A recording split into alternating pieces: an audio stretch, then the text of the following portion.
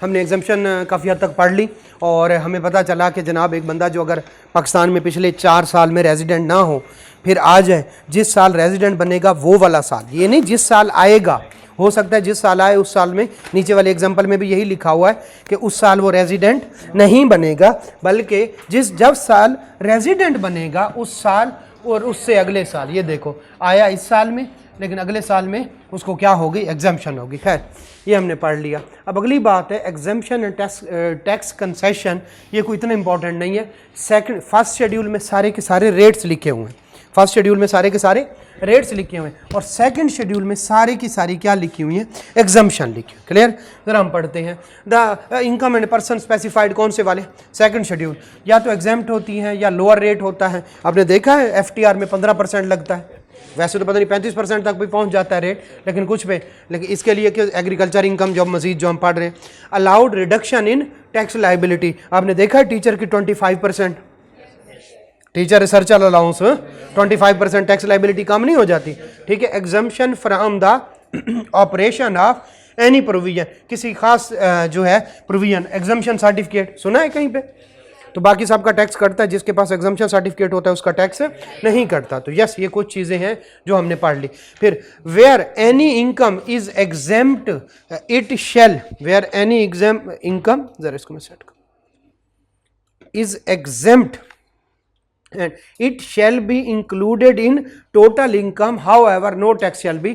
क्या हम exempt income एक दफा ऐड करते हैं और एक दफा नहीं, पता कौन से वाला, एग्रीकल्चर इनकम अगर आ जाए तो एक दफा ऐड करेंगे और बाद में टैक्स रेट उसी पे लगा देंगे, या उसको क्या, ये तो हमने चैप्टर नंबर 4, ठीक है, okay. Where any income is exempt it shall be include, okay ठीक है, हो गया। फेडरल आर द बोर्ड में विद द अप्रूवल ऑफ, कौन से वाला, finance minister charge amend the second schedule by adding, omitting और चार्जिंग एनी क्लास और कंडीशन, उनकी मर्जी है जो वो करें, ठीक है, okay. All amendment shall affect any tax year beginning on the date before और after the commencement of the financial year in which the notification is issue. तो बाज़ दफ़ा रेट्रोस्पेक्टिव होता है, बाज़ दफ़ा प्रॉस्पेक्टिव होता है, बाज़ दफ़ा आने वाले दिनों के लिए होता है, बाज़ दफ़ा जैसे 7E आया था, उसने जो है आया 2022 में, नहीं 23 में, और उसने 2022 को भी साथ में, 7E पता नहीं क्या है, deemed income. Federal government shell place before national assembly all amendments made in second schedule in financial year. पूरे साल नोटिफिकेशन इशू करते रहेंगे और जब बजट पेश होगा उसके आगे पीछे, यानी साल के एंड पे या साल के अगले साल के शुरू में, तो वो सारी की सारी अमेंडमेंट उनके सामने रख देंगे, सर जी इसको क्या कर दें, अप्रूव कर दें। असेंबली चाहेगी अप्रूव करेगी तो वो कानून का हिस्सा बन जाएगा, और अगर वो कहती है नहीं आपने ये गलत किया है तो उसी साल नोटिफिकेशन क्या हो जाएगा, ख़त्म भी हो सकता है। यस, ये लाइट चलें, ये हम, अच्छा, exemption and tax provision in any other law. Sales tax अगर कह दे इनकम टैक्स में फलां चीज़ माफ़ है तो क्या वो माफ़ हो जाएगी? नहीं, बस इतना कहते हैं। ले ज़रा, sales provision in any other law which exempt कर देती है, रेट को रिड्यूस कर देती है, टैक्स लाइबिलिटी को कम कर देती है, या ऑपरेशन ऑफ एनी प्रोविजन कम कर देती है, shall have no legal affect. कोई प्रॉपर्टी टैक्स कह दे इनकम टैक्स भी माफ़ है, भाई तेरा क्या काम है, तो प्रॉपर्टी टैक्स माफ़ करवा। सेल्स टैक्स वाले कह लें कि ये वाला सेम सेक्शन किस पे लगेगा, इनकम टैक्स पे, कोई इफेक्ट नहीं है। तो कोई एग्जम्पशन, कोई रिड्यूस रेट, कोई जो है टैक्स लाइबिलिटी कम करना, कोई प्रोविजन, ऊपर वाली 4-5 बातें लिखी हुई हैं, वो सारी जो है shall have no legal effect unless it is also mentioned in. अगर ये कह दे कि जैसे सेल्स टैक्स में लिखा हुआ है यहाँ भी मैं आपको क्या कंसेशन देता हूँ, तो फिर तो ठीक है। लेकिन अगर सेल्स टैक्स कह दे कि जनाब इनकम टैक्स में भी, तो नहीं, वो सेल्स टैक्स एक्ट में तो हो सकता है, जैसे सेल्स टैक्स एक्ट में कह दे कि इनकम टैक्स में जो प्रोविजन लगती हैं फलां कानून की वो यहाँ भी लगती हैं, यस ओके है। लेकिन अगर सेल्स टैक्स वाले ये कह दे कि ये जो प्रोविजन मैं लिख रहा हूँ ना ये इनकम टैक्स में भी लागू होंगी, वो भाई तो कौन लगता है, समझ लिए? तो इसी तरह से ये कह रहा है, अगर उसमें है और इसमें अमेंडमेंट है ठीक है, लेकिन अदरवाइज कोई और लॉ, दुनिया की जितने लॉ कह दे इनकम टैक्स ऑर्डिनेंस पे उसका कोई असर नहीं होगा। चले, लिमिटेशन ऑफ एग्जम्पशन, यस ये कंसेप्ट है, जरा इसको देखिएगा। एक बंदा है, पर्सन है, पर्सन कंपनी भी हो सकती है, अच्छा चलो कंपनी है, कंपनी एग्रीकल्चर इनकम है कंपनी की, कंपनी की क्या है, एग्रीकल्चर इनकम, खैर हो गई। एग्जाम्प्ट फ्रॉम टैक्स या taxable? Okay, exempt from tax. अब कंपनी की इनकम है 10 लाख, कितनी बेटा? 10 लाख। तो ये बताएं इस पे टैक्स लगेगा? और अगर 1 करोड़ हो एग्रीकल्चर इनकम है तब भी टैक्स नहीं लगेगा। लेकिन अब आगे कंपनी अपने शेयर होल्डर को क्या दे रही है? डिविडेंड। क्या अब भी इनको भी एग्जेम्प्ट है? नहीं, बस यही वाली बात कह रहे। क्लियर है? तो जिसको एग्जेम्पशन है बस उसी को है। अब वो आगे डिविडेंड दे रही है तो शेयर होल्डर की क्या बन रही है? Dividend income. उनको एग्जेम्प्ट नहीं है। 15% पता नहीं टैक्स, 15% टैक्स कटेगा। दोबारा से, जिस पे एग्जेम्पशन है उसी पे है और किसी पे नहीं है। क्लियर है? जैसे कि कंपनी की इनकम पे कितना लगा? कोई नहीं लगा। क्यों? क्योंकि वो क्या कर रही है? एग्रीकल्चर बिजनेस कर रही है, एग्रीकल्चर इनकम है उसकी। लेकिन अगर वो आगे डिविडेंड दे रही है तो ये नहीं होगा कि भाई एग्रीकल्चर इनकम एग्जाम तो उससे आगे सारी दुनिया एग्जाम। एक बंदा यूनाइटेड नेशन में है, यूनाइटेड नेशन में है तो उसकी सैलरी पे टैक्स नहीं लगेगा। लेकिन बाद में वो उससे प्लाट खरीदता है, फिर प्लाट बेचता है तो कैपिटल गेन भी नहीं लगेगा? लगेगा। क्यों? क्योंकि ओरिजिनल एग्जाम्पशन किस पे थी? सैलरी इनकम पे। ये तो नहीं हो सकता। यस, एक बंदा है जनाब, वो फॉरेन एड पता नहीं प्रोग्राम था, उससे सैलरी ले रहा था, ठीक है, ओके ले ली, ठीक है भाई एग्जाम्प्ट है, ओके जो भी था।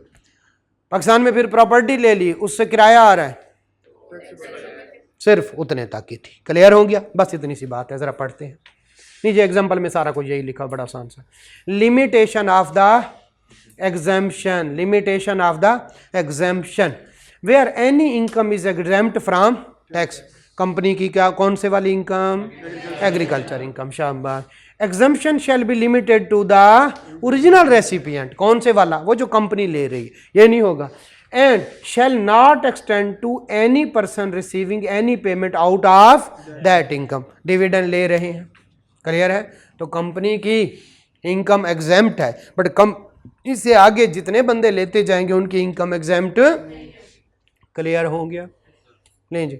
अब एक बंदा है, वो है यूनाइटेड नेशन में, उसकी इनकम वाइफ को लिव अपार्ट पैसे पे करता है, वो भी एग्जाम्प्ट है। उसके लिए अलहदा एग्जाम्पशन है, उसके लिए अलहदा सेक्शन है, तो उसको भी एग्जाम्पशन है। क्लियर है? नहीं, वाइफ उससे एक प्रॉपर्टी ले लेती है, उससे अब रेंट आ रहा है, अब एग्जाम्प्ट नहीं है, अब ये इनकम फ्रॉम प्रॉपर्टी में। बस ठीक है, यही कंसेप्ट था।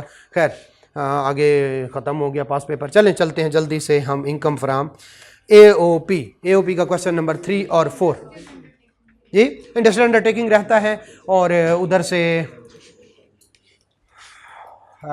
स्पेकुलेशन बिजनेस, स्पेकुलेशन बिजनेस की 1-2 लाइन रहती हैं, तो वो हम आराम से कल कर लेंगे। एक क्वेश्चन हम कर लें ताकि आप करके आए और हम करें डिस्कस। क्वेश्चन नंबर 3 जी, ये कौन सी कंपनी है जो इनकाइंड दे दी है?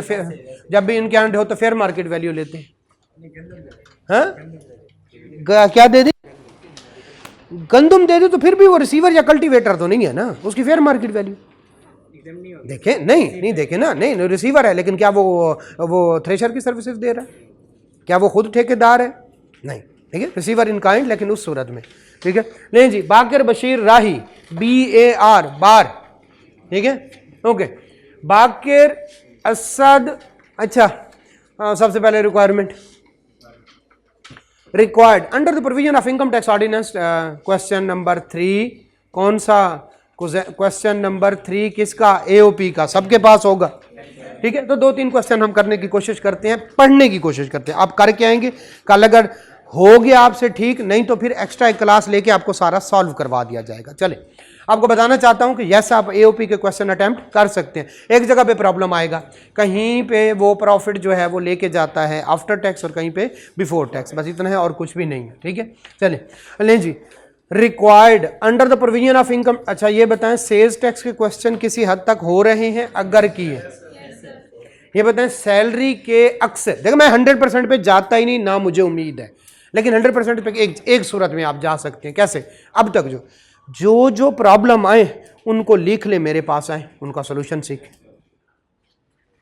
नंबर 1 ये बताएं, बिजनेस के क्वेश्चन कब ऐड होता है कब लेस होता है, कुछ समझ आ रही है? अच्छा, एक बच्चे ने क्वेश्चन पूछा, वो शायद नहीं आई हुई। एक बच्चे ने पूछा सर जी कभी आप 18% लेते हैं परचेजेस का, कभी एक डायरेक्ट इनकम डायरेक्ट एक फिगर ऐड कर देते इनपुट में, कभी आप परचेजेस का 18% लेते हैं, कभी आप डायरेक्ट ऐड कर लेते हैं। ओ भाई अगर वो कह दें कि ये परचेज है 18%, अगर वो कहे ये इनपुट टैक्स है तो फिर क्या उसका फिर 18 लूं, समझ रहे हैं? तो ये सुबह बच्चे के मैसेज आए थे, या कोई बच्चा था जो भी था, ठीक है, आप दोनों में से कोई होगा, ठीक है, कोई बच्चा खुच्चा तो नहीं होगा, ठीक है, अच्छा खैर, तो वो उसकी बहस यही चल रही थी। मैं सुबह उठा हूँ, ठीक है, तो काफ़ी सारे मैसेज आए हुए थे, खैर मैंने पढ़ने की कोशिश फिर मैंने उनको रिप्लाई किया कि बेटा ये जो है किसी पे 18% लेते हैं, किसी पे नहीं लेते, क्योंकि वो एक परचेज है, एक टैक्स है। तो आपने खुद ही कहा सर जी परचेजेस पे 18% लेना है, वो लेना है, लेकिन अगर वो टैक्स, ये भी बात मैंने बताई थी, शायद वो वाला गौर से नहीं लिया, तो दोबारा से अगर वो कह दे इनपुट टैक्स है, खैर सिंपल, इलेक्ट्रिसिटी इतने पैसे पे किया, इलेक्ट्रिसिटी बिल, उस पर 18% लेना है, इलेक्ट्रिसिटी बिल पे इनपुट टैक्स इतना है, इलेक्ट्रिसिटी बिल पे सेल्स टैक्स इतना है, तब भी दिया गया है, ठीक है, इनपुट टैक्स कह दे, इनपुट कह दे, सेल्स टैक्स कह दे, उसका मतलब है ये आ गया हुआ है। लेकिन अगर वो कह दे परचेजेज इतनी है, इलेक्ट्रिसिटी का बिल इतना है, इतने की सर्विसेज ली है, इतना सर्विसेज पे टैक्स है, तो दोनों में फर्क है, एक अमाउंट है, एक क्या है। तो खैर जो भी स्टूडेंट था शायद अब लेक्चर देखे तो उसको समझ आ जाए। खैर वापस आते हैं, तो किसी हद तक 70-80%, मैं 100% कह ही नहीं, लेकिन आपने छलांग लगा देनी है। 4 चीज़ें आ रही हैं, 2 नहीं आ रही, बस आप उन 2 को गलत लिख के या अज्यूम करके टोटल इनकम तक पहुंचो, उसमें से ज़कात लेस करो, फिर किस पे पहुंचो, और उसके बाद आखिर पे कौन से वाले, ठीक है, जो है। तो ये आपने खुद से हौसला पकड़ना है। यस, जहाँ पे प्रॉब्लम आ रहे चुप करके मेरे पास आ जाएं, टाइम लें। ये जो फिज़िकल हैं या जो फिज़िकल आ सकते हैं वो हफ्ते में 1 दिन का टाइम लेके सारे अपने मसले क्या करवा जाए, सॉल्व करें। और अगर जो ऑनलाइन बच्चे हैं तो वो फिर उनसे मैसेज पे और इवन जूम पे भी अवेलेबल हो, कोई मसला नहीं। आप अगर बहुत ज़्यादा मसला है तो फिर जूम पे आ जाए, मैं इधर स्क्रीन पे सॉल्व करता जाऊँगा और आपको क्या होता जाएगा। लेकिन ये नहीं कि डेली सर जी जूम पे, फिर मैं घर जाऊं सर जी जूम पे, तो फिर मैं सर जूम पे ही रहेंगे, ठीक है, हम ठीक है। तो कोशिश करें कि टाइम ले लें, कोई 8-10 प्रॉब्लम अपने इकट्ठे कर लें, ठीक है, और एक एक करके बेशक पूछते रहें, टाइम पहले ले लें, ठीक है, ओके। फिर सर फ़ोन नहीं उठा रहे, सर बेचारे जो है वो ड्राइव कर रहे हैं। Rules made there under compute कौन से वाली, टैक्सेबल इनकम, और कौन से वाला, net tax payable by AOP, net tax by AOP, ठीक है, और कौन से वाला, amount to be carry forward if any for the tax year, assume tax and accounting depreciation same है। नोट क्या कह रहा है, योर कंप्यूटेशन कौन सी वाली, should commence with profit before tax, अगर ना भी कहता तो हमने इधर से लेना, ठीक है, ओके। अच्छा, अगर सेल दे दें और प्रॉफिट ना दें तो फिर सेल फिगर लेके सही वाले खर्चे लेस करने हैं, बस। आज तक मेरे ख्याल पूछा नहीं है उसने, हमेशा क्या देता है, प्रॉफिट बिफोर टैक्स देता है और गलत खर्चे ऐड कर देते हैं, सही वाले खर्चे लेस कर। लेकिन अगर सेल दे दे तो गलत खर्चों को इग्नोर करते जाए, सिर्फ सही वाले खर्चे लेस करें, यानी प्रोविजन आई है, उसने सेल दे दिया, प्रोविजन आई हुई है, इग्नोर कर दें। एक्चुअल बैड डेट है वो लेस कर दें, वो लेस कर दें। तो यस, यही फर्क होगा।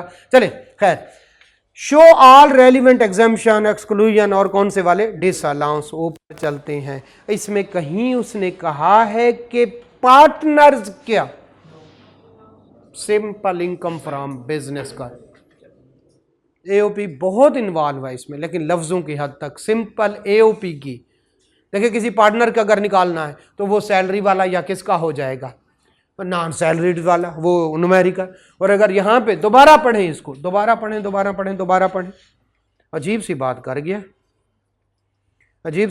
गया, देखें आपकी ही आई कैब में आया हूँ, under the provision of income tax ordinance, ठीक है, टैक्सेबल इनकम और नेट टैक्स पेएबल किसका, बार है, वो ऊपर वाले कौन से बंदे हैं, बाबर असद राही, ठीक है, ओके। लें जी, amount to be carry forward for the tax year, कहीं कोई इसका नाम, इसका मतलब है सिंपल, ये किसका है? बिजनेस का है। लेकिन बिजनेस एओपी भी हो सकती है, बिजनेस कंपनी भी हो सकता है। यस, एओपी का क्वेश्चन है जरूर, लेकिन प्रॉब्लम क्या नहीं है, हमें पार्टनर के, और अगर जाना भी पड़ जाए और उनका कैपिटल अकाउंट बनाना भी पड़ जाए तो कौन सा बड़ा मुसीबत है? प्रॉफिट। प्रॉब्लम कहां पे आ सकता है? अगर वो साथ में कंपनी को घुसा दे, जो कि आज तक उसने नहीं किया, लेकिन फिर क्या होगा से, जो कि आज तक नहीं आया, लेकिन कंसेप्ट तो है कि कंपनी अपनी सेल लेके अलहदा, उसी हिसाब से अगर वो कह दे 35% सेल किसकी है? कंपनीज की, फिर क्या करेंगे? जितनी सेल्स हैं 35%, जितना एक्सपेंस है 35% निकालते जाएं, जो बाकी बचेगा वो सिंपल फिर क्वेश्चन होगा। तो यस, पूछने को देखें, हम नहीं कवर कर सकते, हम आपको थ्योरी पढ़ा सकते हैं और रीजनेबल क्या कर सकते हैं।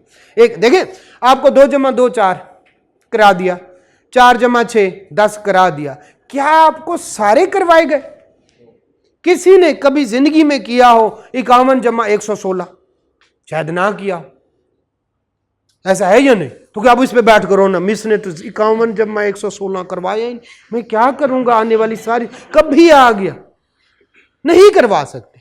हाँ, तरीका बता दिया कि किधर जा सकता है, इधर जा सकते, इधर जा सकते। यस, वो जा सकता है, तो वहां बैठ कर रोना नहीं कि हमने ये वाला स्टाइल। पिछले दफा उसने क्या किया, कभी नहीं पूछा था, उसने सेल्स टैक्स पूछ लिया, इंतहाई आसान, लेकिन पूछ लिया तीन पूछ लिए।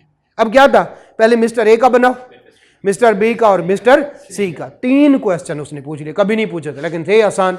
अब बच्चों ने क्या किया, अब क्या करें, उधर ही बैठ के सोचना है भाई। क्या देखिए, क्या आप सीएमए पढ़ रहे हैं और इसी तरह से FAR1 पढ़ रहे हैं? FAR1 के फॉर्मेट्स हैं, सीएमए के हैं, उधर ही बैठ के सोचना है कि क्या करना है, ऐसा है या नहीं? तो अगर आप सीएमए कर सकते हैं, हर क्वेश्चन डिफरेंट है, ऐसे मुझे तो ऐसे लगता था जब मैं पढ़ता, हर उधर बैठ के सोचना है अब इसका क्या करना है, इस मनहूस को कैसे पकड़ो, है या नहीं? ऐसा ही है।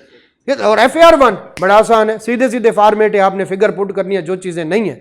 तो इसमें यस फॉर्मेट भी है, आपको पता है, पहले सारी इनकम लिखनी है, एग्जाम्प्ट भी लिखनी है, FTR वाली भी लिखनी है, उससे आ जाएगी टोटल इनकम, फिर एग्जाम्प्ट को निकाल देना है, फिर किसको डिडक्टेबल अलाउंस, उससे हम किसी टैक्सेबल इनकम से क्या निकालें, टैक्स। उसके बाद अगर कोई टैक्स क्रेडिट है तो पहले लेस कर लें, और अगर नहीं है तो सिंपल बाकी सारे टैक्स क्या करें, ऐड करें। कौन से वाला, FTR वाला, एग्जाम्प्ट वाला तो है नहीं, कोई सेपरेट ब्लॉक आ गया वो भी ऐड करें, और अगर उन पे टैक्स पहले कट चुका है वो लेस कर लें, कोई पहले टैक्स। तो ये एक फॉर्मेट भी है, लेकिन यस वो कोई नए तरीके से भी पूछ सकता है, वो शुरू ही करे, वो कहे टैक्स पेएबल इतना है, आगे बात शुरू कर दे। वो कहे जनाब क्या है, सिर्फ बाज़ दफा उसने पूछा हुआ है सिर्फ टैक्सेबल इनकम बताए, आगे कुछ पूछा ही, तो जैसे उसकी मर्जी है, उसने 3 सेल्स टैक्स दे दिए, तो कौन सी मूवी बढ़ गई? एक पेज पे मिस्टर ए हमने नहीं करवाया होता, लेकिन अगर बच्चे में कुछ ना कुछ है, और पहले जिसने न्यूमेरिकल शुरू कर लिया, और न्यूमेरिकल भी पहला वही आ गया जो पहले कभी किया हुआ नहीं, तो बस उधर ही बेड़ा गर्क हो गया। अब सोच रहा है जनाब क्या करूं क्या नहीं, तो आराम से पहले आधे घंटे में कोई न्यूमेरिक नहीं करना, ठीक है? पहले आधे घंटे में आपने 3 से 4 नंबर वाले छोटे छोटे क्वेश्चन जो आते हैं, ये ना पकड़ लेना जो नहीं आता। सर ने कहा था पहले 3 नंबर वाले करने हैं, तो ऐसे आ गया, आता या नहीं आता मैं इसी को करूंगा, वो आपका बेड़ा गर्क कर देगा। पहले खुद को कूल काम करना है। जब आपके 15 में से आपको पता है 14 12 13 आ गया ना, आपका दिमाग चलना शुरू हो जाता है, जो कि सारी जिंदगी नहीं चला, अब चलना शुरू हो जाएगा, मुझे लग रहा है, ठीक है? अच्छा चले चलिए पढ़ लेते आ जाए, ठीक है? तो ये आपने अपने ऊपर यकीन रखना है, मैं इसमें से पासिंग मार्क्स लेके ही उठूंगा, बस दूसरी कोई बात ही नहीं, और वो लेंगे इंशाल्लाह, ठीक है? जब देखें यतीम भी वो कहते हैं पल जाते हैं ना, हम तो तसव्वुर ही नहीं कर सकते वालिदैन के बगैर, क्या यतीम नहीं पलते? जब सर पे पड़ती है फिर वो भी जीना सीख जाते हैं, आप उधर बैठे हैं, आपकी प्रैक्टिस है, ठीक है, नहीं है तो आपने क्वेश्चन पढ़ा, अब उसको कर रहे हैं यार, किसी तरह से तो करना ही है। अभी क्या कहते हैं, जब भी क्वेश्चन है तो पहले सोल्यूशन देख लेते हैं, अच्छा बड़ा है इसको बाद में करूंगा अच्छा ये छोटा, ये वाला सही है, ये मैं कर लेता, इधर तो जब पढ़ेगी ना सर पे पड़ेगी ना, तो आप कहेंगे यार करना ही है, अब क्या करें, यही है पेपर, और पेपर 7 वाले जगह एक्सचेंज कर ले, उसका भी वही है, ठीक है? तो अच्छा चलिए खैर जो है बागर असद राही तो इंशाल्लाह पास हो जाएंगे। मेंबर ऑफ AOP उसका बागर असद बार कह रहा शेयर नहीं आपस में बातें नहीं। प्रॉफिट एंड लॉस है द रेशो कौन से वाली 5 3 2 हमारे लिए किसी खाते की भी नहीं। क्यों पार्टनर की तरफ तो जाने अगर जाना होता तो उसी रेशियो से इनको क्या करते डिवाइड वो आखिर वाली जो इनकम बचती है मेरे ख्याल में वो अच्छा चले ठीक है। Is engage in the business of trading consumer electronics okay has to अगर ये कंज्यूमर इलेक्ट्रॉनिक्स अगर ये सेल्स टैक्स होता तो मैं कहता इसको गौर से देखो ये कहीं थर्ड शेड्यूल तो नहीं है ठीक है। ये इलेक्ट्रिसिटी कंपनी तो नहीं है जो कोई कंज्यूमर को क्या कर सकती है बिजली बेच रही हो उसके खर्चे उसके इनपुट उसका आउटपुट हो सकता है उसका फिर इनपुट कौन से वाला होगा जो कि वापडा वाले उसको टैक्स चार्ज उसका आउटपुट क्या होगा जो कंज्यूमर को यस दे सकता है कभी नहीं दिया हम तसव्वुर भी नहीं कर सकते हमें लेस्को का सेल्स टैक्स आ जाए लेकिन आ सकता है तो उसका इनपुट क्या होगा जो उसने बिजली ली वापडा वालों ने और हो सकता है वो इतनी डेप्थ तक भी चला जाए कि वापडा वालों ने कौन सा टैक्स लिया सारी चीज बता दे तो आपको पता है वैल्यू ऑफ सप्लाई और उसने कौन सा चार्ज करना है तो कुछ भी हो सकता है। सीधी बात है अगर आपने थ्योरी पढ़ी हुई है तो उस टाइम पे फौरन जो है ऐसे आंखें बंद करके याद करेंगे वो वाला पेज ठीक है। तो फिर वो वाले पेज में आपने अंदर जाके अच्छा कैपेसिटी हो सकता है कैपेसिटी बिल्डिंग का कोई दे दे यस आया नहीं है कभी नहीं आया अल्लाह ना करे इस तरह कोई आए लेकिन अगर आ जाता है तो फिर अपने नॉलेज पे वापस चले जाए वापस अपने शेल में चले जाए। अब प्रैक्टिस की बात नहीं रही शेल में चले जाए और देखें सर ने कहा था कैपेसिटी बिल्डिंग अच्छा कैपेसिटी है तो कैपेसिटी की बेस पे प्लांट एंड मशीनरी की बेस पे होगा तो अब इस पे नॉर्मल टैक्स नहीं लगेगा लाख रुपए की चीज ली इस पे इतना टैक्स लगेगा। अच्छा कोई पता नहीं इनपुट पे भी एक जगह पे था वो स्टील मेल्टर के लिए था स्टील वगैरह मेल्टर के लिए तो उनका उनकी किस पे इस इनपुट पे 2-4 किलो के पे मेरा नहीं ख्याल इतना आएगा लेकिन अगर आ जाए तो कुछ ना कुछ आप उसमें से निकालने की कोशिश करें। इसका क्या तरीकाकार है थ्योरी को दो पेज एक पेज आपने डेली पढ़ लेना जो याद भी हो ना उनको भी एक दफ़ा पढ़ लेना और फिर पढ़ते पढ़ते क्या हो जाएगा अब आप ऐसे सोच रहे हैं इस पेज पे पहले सफ़े पे ये है दूसरे सफ़े पे ये है अब याद करने उसमें ये बातें लिखी हुई हैं यस ओके है कोई बात याद नहीं आ रही तो उसको जाके फिर पढ़ लें। तो एक वक्त होता है जब बंदा इस लेवल पे पहुंच जाता है ये सारा चैप्टर बंदे की फिंगर टिप्स पे आ जाता है तो यस वो पास कराने वाला वक्त होता है ठीक है। तो अगर इस तरह से नहीं है अगर नई चीज कर रहे हैं तो उसको अभी कर लें इसी हफ्ते में एंड पे नई चीज करेंगे ना ठीक है। तो आपने AOP का क्वेश्चन किया है एंड पे जाके बिल्कुल एंड पे जाके पेपर से अभी तो हम खड़े हैं 7 8 9 पे ठीक है अभी भी अब आपके दिन काफी सारे पड़े हैं लेकिन आखिरी 10 दिनों में आपने कोई क्वेश्चन नहीं करना। क्यों आपने AOP का क्वेश्चन कर रहे हो ना वो आपको सेल्स टैक्स बता रहा होगा तो आप कहेंगे अच्छा पार्टनर तो नहीं है इसके ठीक है सहन में AOP ही चलेगा। देखिए जो आप अभी अभी पढ़ते हैं वो आपको फौरन याद होता है ठीक है लेकिन जैसे जैसे टाइम गुजरता जाता है वो चीजें भूलती जाती। तो अगर आपने नई चीज की याद तो फिर वो सारी चीजों पे गालिब आ जाएगी। वो आपको पढ़ा रहा होगा जो है किसकी जो है इनपुट और आप कहेंगे पार्टनर का कहां से इनपुट होता है आपके जहन में AOP ही चल रही है। तो यस कोई नई चीज याद करनी है तो यही 2-3 दिन है कर ले उसके बाद बस रिवीजन ठीक है। चलें आज बार इज इंगेज ओके ठीक है हो गया। 2 इंडिपेंडेंट जो है वो ब्रांचेस ईच इन कौन से वाली तेहरान और दुबई ये भी है BAR भी है और उसकी अब ये बताएं तेहरान और दुबई से आने वाली इनकम होंगी फॉरेन सोर्स इनकम ये एक ही हेड में इकट्ठी होती हैं दोनों बल्कि पाकिस्तान सोर्स इनकम और कौन से फॉरेन शब्द। अच्छा ये बताएं फॉरेन सोर्स का लॉस फॉरेन सोर्स की इनकम के साथ होगा क्लियर है और उनको नेट ऑफ कर एक में लॉस है एक में प्रॉफिट है उनको आपस में नेट ऑफ कर लें और जो बच्चे उसको पाकिस्तान में ले आए as a foreign source income और अगर लॉस ज्यादा हो जैसा कि इसके केस में है तो आपस में खत्म हो और अगर सिर्फ प्रॉफिट हो तो ले आए यहां पे देखें फिर कोई टैक्स तो नहीं पे किया और अगर सैलरी पे टैक्स पे कर दिया है तो वो सैलरी एग्जैम्प्ट बस ठीक है यही वाली बात है। चले आगे नहीं जी, following information has been extracted जो है profit and loss account for the 31 December 2015। Okay, sales हैं, हमें कोई मसला नहीं है। कॉस्ट ऑफ सेल है, अभी तक हमें कोई मसला नहीं। ग्रॉस प्रॉफिट कोई प्रॉब्लम नहीं। एडमिनिस्ट्रेटिव एंड सेलिंग एक्सपेंसेस कोई प्रॉब्लम नहीं। फाइनेंशियल चार्जेस अनलेस अनटिल के ये लीज के अगेंस्ट ना हो, हमें कोई इशू नहीं है। फिर कौन से वाला, अदर इनकम, ठीक है, सारा कुछ करने के बाद।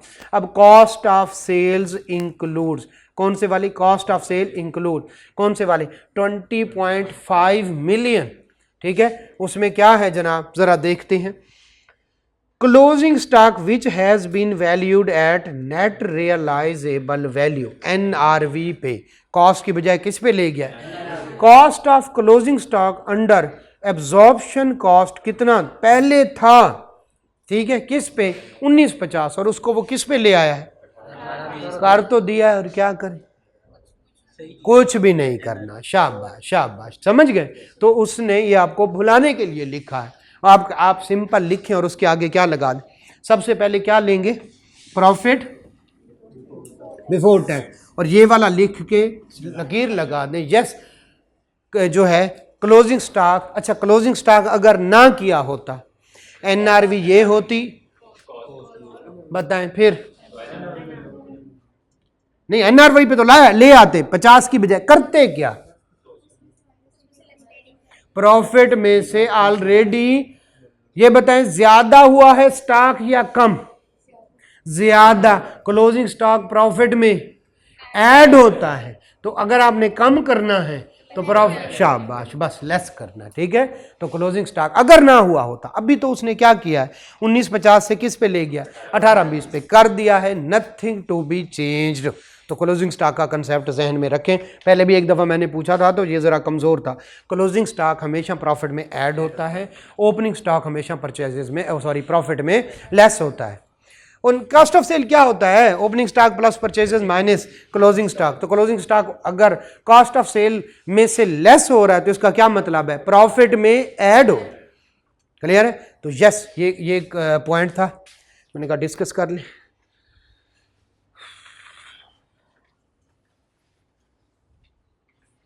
हो गया, ये वाली बात समझ आ गई। लेकिन चूंकि ऑलरेडी वो किस पे ले चुका है उसको, एंड हाँ, पूछे क्वेश्चन पूछे अगर आप, ओके ठीक है। मार्जिनल एब्जॉर्प्शन आप बेहतर जानते हैं।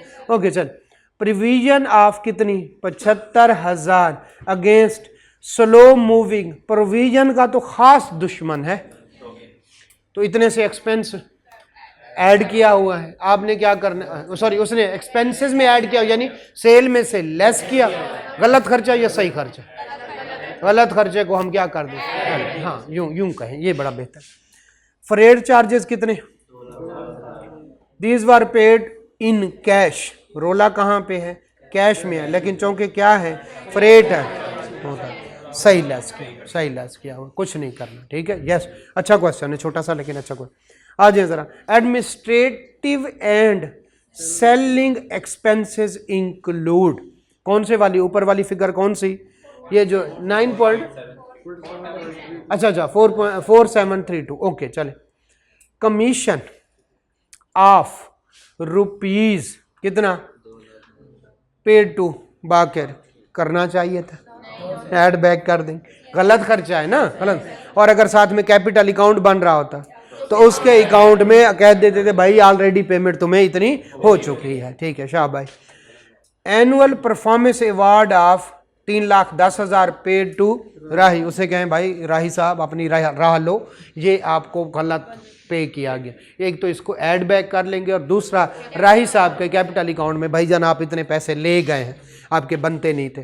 4,55,000 paid to AB bank limited in जो है फाइनल सेटलमेंट ऑफ लोन। यहां पर तक तो ठीक था, लेकिन आगे क्या लिखा हुआ है, ओब्टेन बाय असद, तो पे भी असद करे, तो उसकी पर्सनल लाइबिलिटी हमने पे कर दिया, नहीं करनी थी, तो ये क्या हो जाएगा, ऐड बैक। और दूसरा असद के, अगर पूछता, इसमें है नहीं, लेकिन साथ साथ हम वो भी कर लें, उसके कैपिटल अकाउंट में ये वाली चीज ऐड कर देते, शाबाश। ये हाउस इन मरी रखे, जहां मर्जी रखे, अपने खर्चे पे रखे ना, ठीक है। प्रोविजन फॉर अगर सिर्फ इतनी बात होती तो हम इसको क्या कर देते, ऐड। लेकिन बड़ा ट्रिकी क्वेश्चन है, मजे का क्वेश्चन है, मैं कल पढ़ रहा था तो मैंने कहा ये करवा देते। Opening and closing balance of the provision, opening कितना है, क्लोजिंग कितना है, तो अब किस तरह से बनेगा, टी काउंट बनाएंगे, टी काउंट बने। बैड डेट कितने हुए, नहीं, ये देखिए ना जरा, देखिए ना, एक तो उसने प्रोविजन डाली हुई है, प्रोविजन फॉर बैड डेट, सही नजर आ रहा है, जरा देखिए, प्रोविजन फॉर, मैं बी डी लिख रहा हूं, ठीक है। ओपनिंग इधर है, एक्सपेंस है, इधर आएगा या इधर, इस साइड पे प्रोविजन, ठीक है। तो ओपनिंग बैलेंस कितना, 11 लाख, ओके। और उसके बाद आगे क्या कहता है, क्लोजिंग बैलेंस, ठीक है। क्लोजिंग बैलेंस कितना, 14,35,000 फॉर द ईयर प्रोविजन। देखिए ओपनिंग कितना था, उसमें ऐड हो जाएगा ना for the year, provision F Y for the year कितना, 3,35,000। एक तो 3,35,000 की उसने प्रोविजन डाली हुई है, इसको गलत खर्चा है, इसको क्या कर दो, ऐड बैक। अब बताएं ओपनिंग कितना during the year, total 14,35,000, 14 lakh, नहीं ये टोटल मिला के कितना, ये 7 lakh. Provision for the year, provision मैंने पूछा है, जो इंफॉर्मेशन गिवन है वो पूछ, 7,35,000 अल्लाह के बंदो, तो टोटल 18,35,000, इधर भी 18 लाख। वो टी काउंट नहीं बनाए, बनाए हैं, बताएं फॉर द ईयर या बैड डेट जो एक्चुअल हुए 4 लाख, शाबाश। तो हमने ये लेस करने हैं, यस, ये अपनी तर्ज का पहला क्वेश्चन। जी दोबारा, जी बताएं, मैं बताएं जी, क्या कहां से निकलता है, ओपनिंग कितना ड्यूरिंग द ईयर इतना, क्लोजिंग कितना, फर्क कहां होगा, एक्चुअल बैड डेट। मेरे ख्याल में तो ऐसा होता था। और मुझे बताएं ना, इसको क्या कहें, बैलेंसिंग फिगर को, इस बैलेंसिंग फिगर को क्या कहें, ओपनिंग प्रोविजन इतनी, during the year provision total कितनी हो गई, बाकी प्रोविजन कितनी बची हुई है, तो इसका मतलब है इतने से प्रोविजन कम हो गई, क्या मतलब, वो एक्चुअल होके साइड पे हो गया। Provision for doubtful debts, provision for depreciation कैसे करते, ठीक है, हिसाब पूरा मेरे ख्याल में, अगर नहीं तो फिर सिंपल इतना, ओपनिंग कितनी थी ड्यूरिंग द ईयर इतना माइनस क्लोजिंग, वो क्या आ जाता है, actual bad debt, actual bad debts होते हैं, ठीक है मेरे मुताबिक, ठीक है। लीजिए ओपनिंग ड्यूरिंग द ईयर, अब बताएं ऐड बैक क्या करेंगे, ड्यूरिंग द ईयर की प्रोविजन, ये गलत खर्चा है, सही वाला खर्चा कौन सा है, बैड डेट 4 लाख। अब तक की इंफॉर्मेशन के मुताबिक हो सकता है आगे बैड डेट में भी कोई पसूड़ी डाल दे, क्या हो रहा है, तो इधर प्रोविजन फॉर डाउटफुल डेट्स जो है वो क्या हो गई, डेबिट, क्या जल, नहीं प्रोविजन का तो यही आएगा, हाँ तो नहीं डेटर जो डेट जो, जी बोले देखिए बैड, ये प्रोविजन कम हो रही है ना, प्रोविजन कम हो रही है, प्रोविजन से क्या मतलब, हम बैड डेट की एंट्री नहीं कर रहे, हम किस पे चल रहे हैं, देखिए हम प्रोविजन भी बेस पे चल रहे हैं, इसमें opening plus during the year जो है और बच गया बैलेंस, ये इसका मतलब बाकी क्या हो गए, बैड डेट हो गए। या बैड डेट की एंट्री करते हैं या किसकी करते हैं, क्या आप प्रोविजन फॉर डेप्रिसिएशन भी डालते हैं और फिर डेप्रिसिएशन की एंट्री भी डालते हैं, अकोमुलेटेड डेप्रिसिएशन में जाते जाते उनका बैलेंस किधर निकलता जाता है, ठीक है, मैं क्यों काउंटिंग पढ़ा रहा हूं दोबारा से। ओपनिंग मैं मुझे याद है ओपनिंग बैलेंस देखो एक एंट्री करते हैं, एक प्रोविजन की करते हैं या एक्चुअल बैड डेट। जब प्रोविजन करें तो जो बैलेंसिंग अमाउंट होती है वो किधर चली जाती है, ठीक है। या फिर आप कहते हैं देखो सुनिएगा ओपनिंग बैलेंस इतना, साल के दौरान मैंने इतनी की, लेकिन साल के दौरान मेरे जो एक्चुअल बैड डेट हुए वो इतने हुए, तो ओपनिंग क्लोजिंग बैलेंस क्या आ गया। ये इस तरह से चलता है, तो प्रोविजन पे चलता है, प्रोविजन पे चलता है, ठीक है। तो प्रोविजन अब ये होगा कि जे प्रोविजन फॉर डाउटफुल डेट इतना प्रोविजन। अगर ओपनिंग बैलेंस क्लोजिंग को आप वाइस वर्सा करने लगे, इसके बारे में श्योर नहीं हूं, लेकिन एंट्री कैसे होती है उसके बारे में 100% श्योर हूं। इन्होंने कहा या किसी ने कहा या मैंने अपनी तरफ से कह लिया ओपनिंग बैलेंस इसका क्या है, क्योंकि ये प्रोविजन है, इसको मैं क्या करूं। लेकिन मेरे ख्याल में अगर इसको इधर से शुरू करें तो आपका कंसेप्ट बेहतर होता है। खैर कर लीजिएगा, मेरी बात मेरी तरफ यही ठीक है जी। प्रोविजन की जगह पे यहां पे आएगा provision for bad debt, provision for हाँ ये ड्यूरिंग द ईयर ये हुए नहीं फिर क्या है, एक मिनट मुझे दोबारा से प्रोविजन फॉर डाउटफुल डेट्स साल की कितनी ये हो गई। क्लोजिंग जो है बैड डेट कितना है जनाब, कितना जो है क्लोजिंग कितना है 11 लाख 14 नहीं मेरे ख्याल में यही है। ओके ठीक है, इसको छोड़ दो। प्रोविजन ओपनिंग कितनी यार, फॉर द ईयर भी नया जो बैलेंस आएगा वो इधर होगा फॉर द ईयर, बस ठीक है। ओके छोड़ दें, बाकी मुझे डेबिट क्रेडिट का नहीं पता, यहीं पे आ जाए, फिर इसको कंसेप्ट मैं दोबारा देख के दोबारा बता दूंगा। ओपनिंग बैलेंस इतना है, फॉर द ईयर इतना, ठीक है, और क्लोजिंग बैलेंस इतना। इसका मतलब इन दोनों का हेड कौन से वाला है, बैड डेट, बस इतना, ठीक है। ओके ये 100% मैं श्योर हूँ। तो opening balance for the year और ये क्लोजिंग बैलेंस, तो इसका मतलब है जो ये बैलेंस की फिगर है ये कौन से वाले, ये बैड डेट है और ये उसने प्रोविजन का ड्यूरिंग द ईयर का बैलेंस है। तो यस ये गलत खर्चा है, ठीक है, कितना कौन से वाला, और 4 लाख ये क्या कौन से वाला, ये सही वाला खर्चा है, ठीक है। आगे चलते हैं, बस ठीक है, हमारे पास 2-3 मिनट रह गए, हम इसको खत्म भी कर लें। अच्छा ये तरीका है निकालने का, क्यों क्या कौन से वाला ओपनिंग और क्लोजिंग बैलेंस, और साथ में जो दिया जाए वो अगर गलत खर्चा है तो दूसरी साइड पे कौन से वाला आएगा, सही वाला खर्चा, बस इतना, बस ठीक है। इसमें हम ज्यादा बहस नहीं करते, ठीक है। ओके लेकिन मैं आपको कंफर्म जरूर कर दूंगा कि क्या चल रहा होता है, ठीक है। Okay bad debt written off including कौन, sorry bad debt written off includes a loan कितना, तो हमने कितने का निकाला 4 लाख का, इसमें भी क्या शामिल है 2 लाख, वो क्या था ओ भाई लोन राइट ऑफ किया, तो वो एक्सपेंस कहां से आ गया, आपने क्या काम किया है, ठीक है। लोन को क्या किया आपने, bad debt written off includes a loan provide to, loan दिया है और किसमें कर दिया है बैड, तो ये तो एंट्री गलत है ना। देखिए लोन का इनकम से कोई ताल्लुक नहीं, आप क्या करा दे लाइबिलिटी बढ़ा दे, सिर्फ इतना करना था। गलती से क्या कर दिया, बैड डेट को चार्ज कर दिया, तो 2,85,000 कम हो गया, एक्चुअल बैड डेट कितने बच गए 1 लाख। यस उसने मजीद कॉम्प्लिकेट कर दिया, लेकिन हम ठीक है। ओपनिंग कितना बैलेंस है फॉर द ईयर, ठीक है, और क्लोजिंग बैलेंस तुम्हारा बैड डेट कितना निकला है, इसमें भी कहता है रोला है। बेसिकली हमने किसी को क्या दिया, लोन दिया, और उसको गलती से किसमें ऐड कर दिया।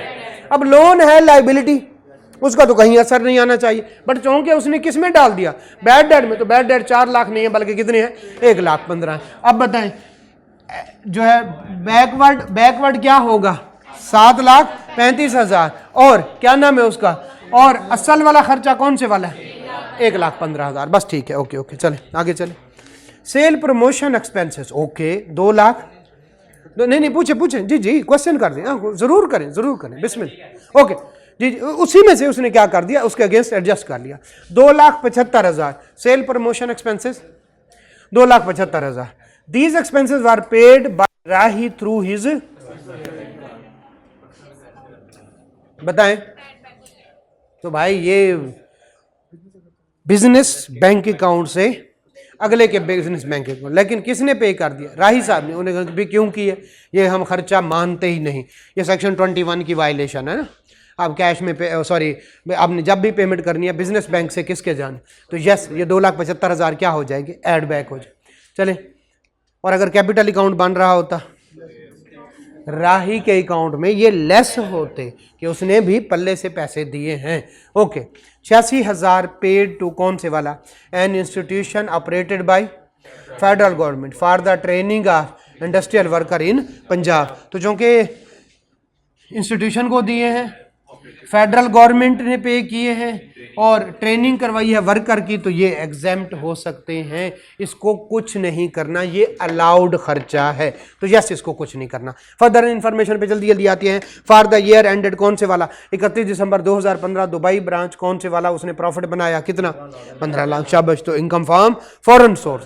और फिर अगली कौन से वाली, तेहरान ब्रांच ने लॉस किया, foreign business loss, foreign business profit, आपस में नेट ऑफ करके कितने का हो गया, 3 लाख, ठीक है। तो लॉस को किसके मुताबिक चाल करते हैं, ये कैरी फॉरवर्ड हो जाएगा, लेकिन किसके अगेंस्ट होगा, फॉरेन इनकम के साथ, तो हमारे कोई खास इंपैक्ट क्वेश्चन पे इसका नहीं पड़ने वाला, ठीक है। This figure is not included in the above figure of profit and loss account, clear है। तो आपने ये करके आना है। अगला क्वेश्चन बड़ा बेहतरीन क्वेश्चन है, प्रॉपर्टी दो दोस्तों ने ली, ठीक है। अच्छा, पूछ क्या रहा है, compute the taxable income of एक पार्टनर एंड दीवान दूसरा पार्टनर। एओपी का नहीं बनाना, बल्कि किसका बनाना है, लिया क्या है, मुझे 2-3 मिनट दे दिए, हम जल्दी से पढ़ लें। On July 2006 Dawood and Diwan jointly purchased a घर, और कौन से वाला, 35 मिलियन का, ठीक है। दे पेड जो है अमाउंट इन रेशियो ऑफ 65 और 35, तो प्रॉफिट में भी दोनों का उतना हिस्सा होगा, okay. They arrange fund for deal, requirement क्या है, किसकी, पार्टनर्स की। ऊपर क्या था, टैक्सेबल इनकम किसकी, सिर्फ एओपी की, इसमें किसकी पूछ रहा है, पार्टनर की, यस। अब जरा देखिएगा, to arrange the fund for deal, Daud ने बारोड फंड कितने का, 30 लाख ले लिया कैश में। अगर लोन एडवांस कैश में लें तो वो आपकी income from other sources, yes. Interest तो प्रॉपर्टी के अगेंस्ट चार्ज होगा, लेकिन आपको यहां पे देखा कितना बड़ा पॉइंट ऐसे करके वो क्या कर गया है कि उन्होंने कहा प्रॉपर्टी खरीदने के लिए लोन लिया, लेकिन किसने लिया, तो दाऊद ने वायलेशन की, तो ये इनकम फ्रॉम था ना, लोन नहीं ले सकते कैश में। From Shamim who is in business of lending money, भाई क्यों लिया, कैश में नहीं ले, तो दाऊद की एक तो इनकम पक्की पक्की पता चल गया, 3 मिलियन, ठीक है, 3 मिलियन, ओके। आगे जरा चलते, रेट ऑफ इंटरेस्ट कितना है, 20%। अगर उसे प्रॉपर्टी लिया, प्रॉपर्टी को किराए पे दिया है, तो यस ये 20% एज एन एक्सपेंस अलाउड है। गलती कहां पे हुई है, दाऊद ने लिया है लोन और कैश में ले लिया, तो दाऊद ने गलती की है, तो खमियाजा भी कौन भुगतेगा, उन्होंने income from other sources Daud की बढ़ा दी, क्लियर है। जरा आगे चलते हैं, देखिएगा। ऑन 1 जुलाई 2006, जो भी होगा डेट का आप खुद ही ख्याल रख लीजिएगा। House was let out to a company at annual rent of कितना, 45 लाख रुपए का, inclusive of amount 75,000 per month, ये एनुअल है, उसमें शामिल है एक अमाउंट जो कि पर मंथ है, इसको 12 महीने के साथ नहीं कुछ करेंगे। शाबाश शाबाश, ये बहुत ख्याल रखना है, मुफ्त के नंबर हैं जो आपके हाथ से चले जाते हैं। फिर कौन से वाला, फॉर यूटिलिटीज क्लीनिंग एंड, आप बताएं, इसमें से लेस करेंगे ये वाली अमाउंट मल्टीप्लाइड बाई 12, अगर कोई और डेट नहीं देता तो, ठीक है, मल्टीप्लाइड बाई 12, ये जाएगा इनकम फ्रॉम, और ये जाएगा प्रॉपर्टी, ठीक है, okay, property income. For providing these services Daud and Diwan paid कितने, 3500, 75,000 मल्टीप्लाइड बाई 12, खर्चा 35,000 मल्टीप्लाइड बाई 12, शाबाश, ठीक है। ड्यूरिंग द टैक्स ईयर कौन से वाला, 2007, also paid 10,000 for collection charges, property के कलेक्शन चार्जेस 4 पर, शाबाश शाबाश, तो 45 लाख माइनस ये वाली अमाउंट, जो बचेगा उसका 1/5 ले लें, हाँ शाबाश। और कौन से वाला, 4%, उसका कंपैरिजन किसके साथ करना, 10,000, लेकिन पिक्चर अभी बाकी है। और कौन से वाला, 2,30,000 फॉर द प्रॉपर्टी, ठीक है। तो कलेक्शन और एडमिनिस्ट्रेशन सेम आते हैं, तो हम करेंगे 2,30,000, हाँ, प्लस 10,000, इसका कंपैरिजन करेंगे 4% के साथ। अब बताएं, ये होगी फर्म की इनकम, क्यों, दोनों ने मिलके लिया है, जब मिल के लें, हाँ तो सर्टेनेबल है तो एक जगह इकट्ठा कर लें, 35% उसको दे दें, 65%, बस इतना हो जाएगा। हर कोई टैक्स देगा, इसमें टैक्स अलग नहीं लगेगा।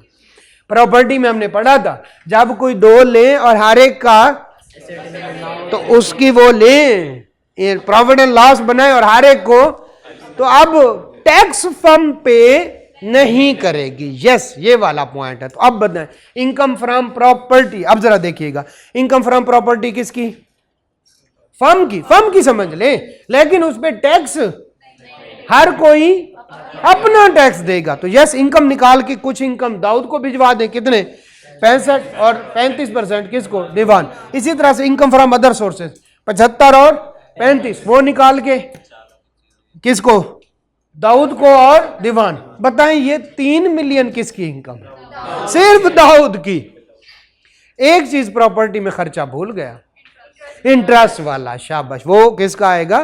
प्रॉपर्टी का पहले आएगा। क्यों? क्योंकि बेचारे ने एक दफा जब 3 मिलियन अपनी इनकम में ऐड करवा दी, अब इंटरेस्ट पे तो उस दो प्रॉपर्टी पे, तो 20% किसका? यस, ये एक अच्छा क्वेश्चन था। ठीक है, चलें ये 2 क्वेश्चन आप करके आइएगा, बाकी इंशाल्लाह देखते हैं।